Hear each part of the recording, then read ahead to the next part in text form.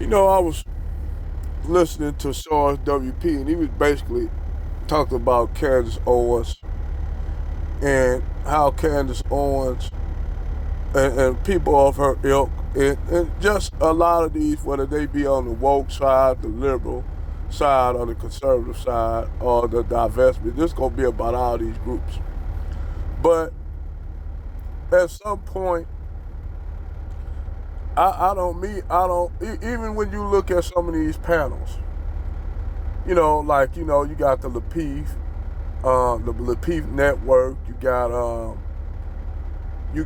the Fight Club and all these panels and everybody on it, and and how people go back and forth with individuals when even people that, even though they'll sit up there in their George Orwellian mindset, when you show them all the evidence that they thesis or they talking points are wrong and can be dismantled and destroyed, in their mind, once you, even if you show them all the evidence, like the Moynihan Report, the EC River Collective, all this information on the subject matter, it's physically and mentally exhausted to me to go back and forth with these people.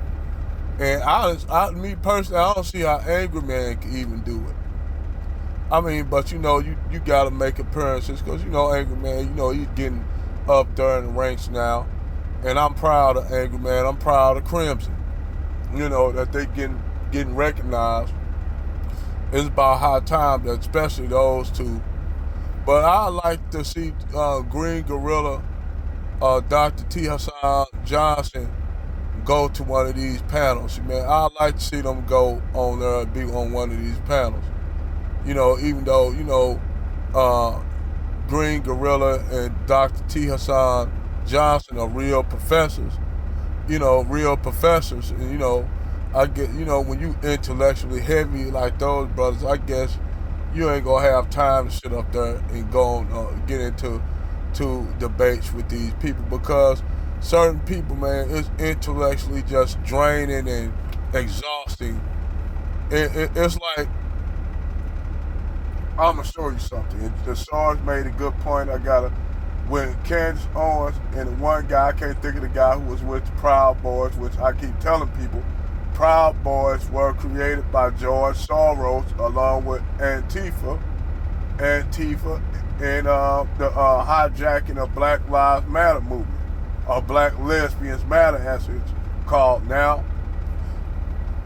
You have to sit up there and go back and forth with these people in debates like the divestors and shit, show you where they wrong and show you where all the evidence, you can show them where all the evidence of divesting and swirling goes bad.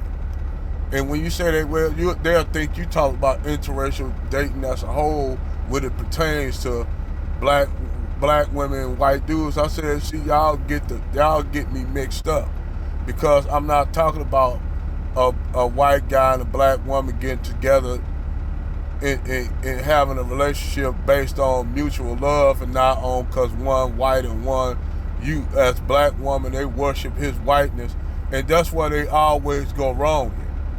Because that white guy normally ride with that because he's getting the promotion that he's not getting over there on that side with Becky and Susan. So you got this black woman who damn near worshiping him, and a lot of guys, a lot of them white guys, they are like, yeah, they all with it, and long as they sit up there and talk about Tyrone with the women that they desire and really want, but they can't get because Becky and Susan are with, motherfucking Tyrone and Lucius and Jamal who work out at the gym and make 6 to 7 figures to the guys who a lot of them sisters call lames. So these guys are kicking ass all over the board, and now Keisha is finally looking at him, but he ain't paying attention to Keisha. So you got those chicks will say, well, I'd rather get with Brad and than this and that. So when you show them the error of that, where they fuck up at, instead of getting with a guy just because he a terrific guy, not because he white and worshiping his whiteness.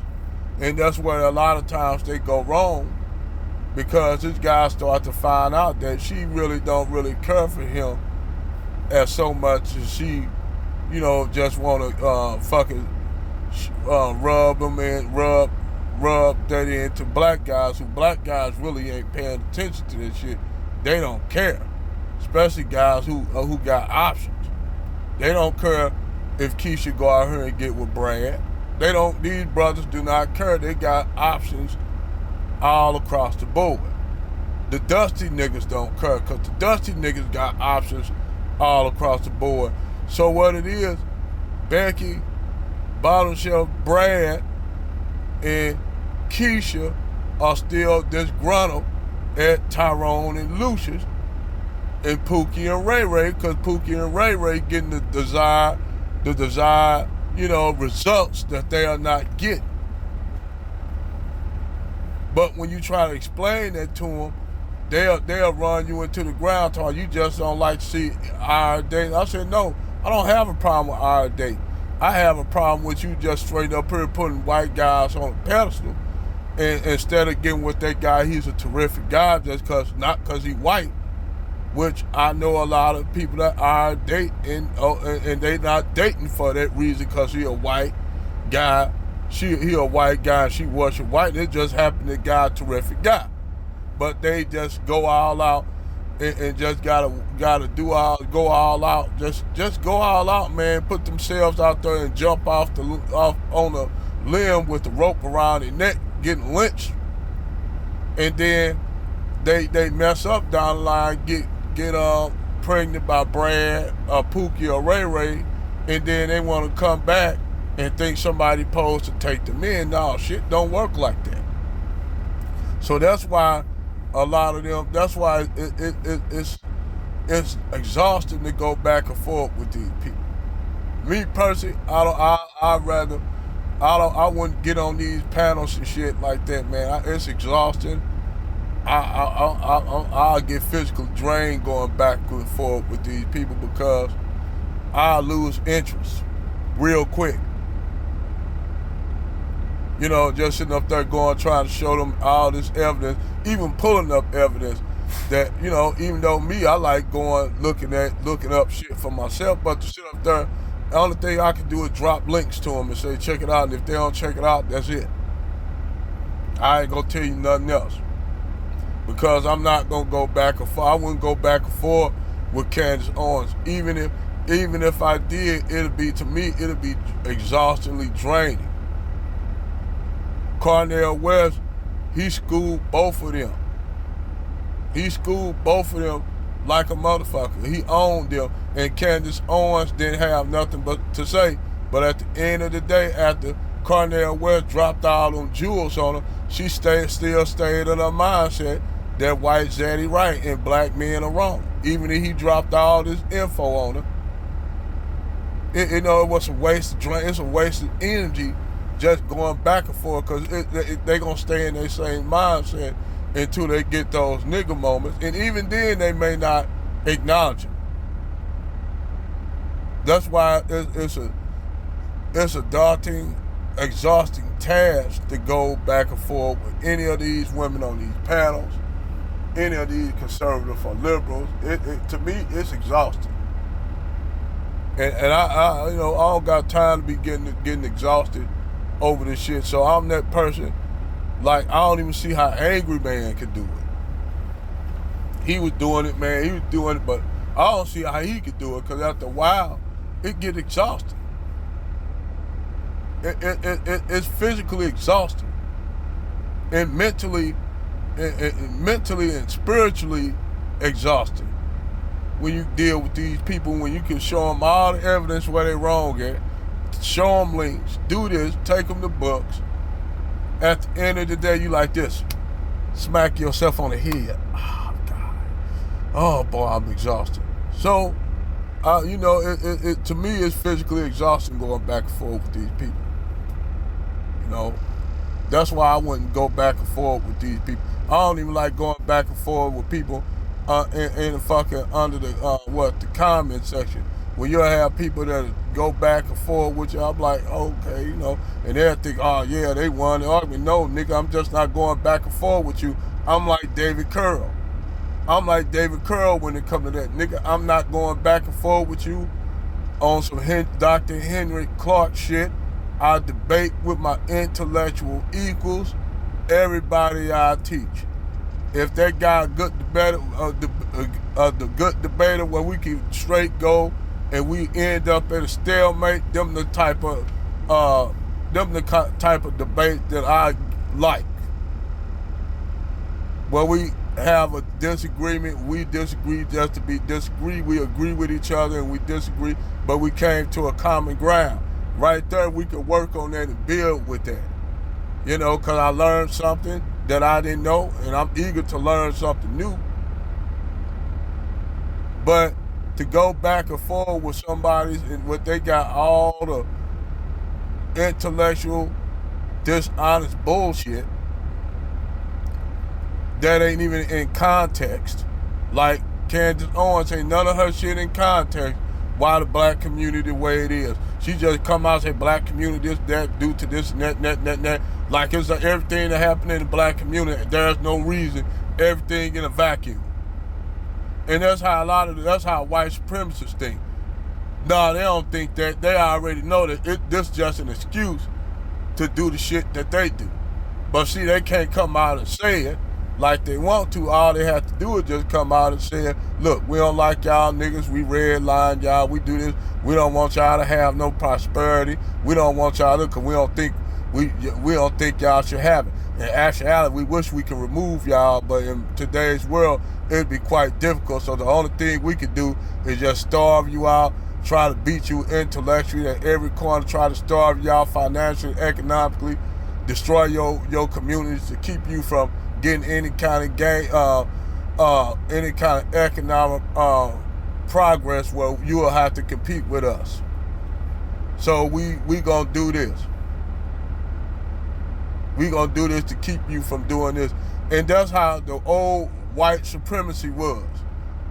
Now it's underground. They doing the same shit. Like niggas talking about Jim Crow. I'm like, what the fuck y'all talking about? We've been living up under Jim Crow. The shit just, like I said, like a Romulan cloaked ship. You can't find a motherfucker unless you change the frequency of your scanners and you pick up the neutrinos of that fucking cloaked Romulan and Cleon ship. Then you can see it, then you can aim where, then you can target where that ship is, and then you fire your quantum and photon torpedoes and phasers at that motherfucker. But until then, you can't find that damn ship because that ship constantly changing frequencies. Where you can't pick up the neutrinos, where you can't pick up that ship, period. You gotta scan for it, you can't find it. You know it's a Cleon or Romulan ship out there, but you don't know where to pinpoint that motherfucker at until it decloak itself and fire on your ship. And then what they do, they'll fire their shot, fire 3 or 4 shots at your starboard. You didn't even see that ship coming out of warp, coming out of cloak. Then soon it hit it 3 or 4 torpedoes and disruptors at your ass, it cloak itself again. Now you gotta try to find it. Y'all see what I'm saying? I gotta use the Star Trek analysis. This is how these people work. This is how the white supremacy system we got now working. Now they trying to go back, well, fuck it, we just gonna be what it is. And I actually like that better, because that way I know where they coming from. I know how to deal with it. I know how to approach it. But you got some Negroes that like living in, that like it to be undercover. But when it come out and fire on your ass, you don't know what shot, so it hitting you from all directions. Using that analogy. But I said it's mentally exhausting going back and forth with these people. And I mean, I don't have the time for it. I'll sit and listen to you.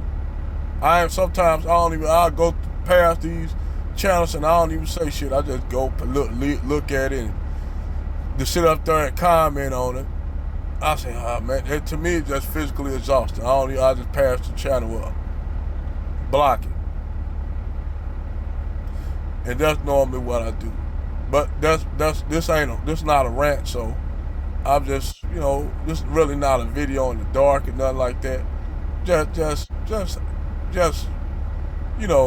a little bit of conversation with you all. Over and out.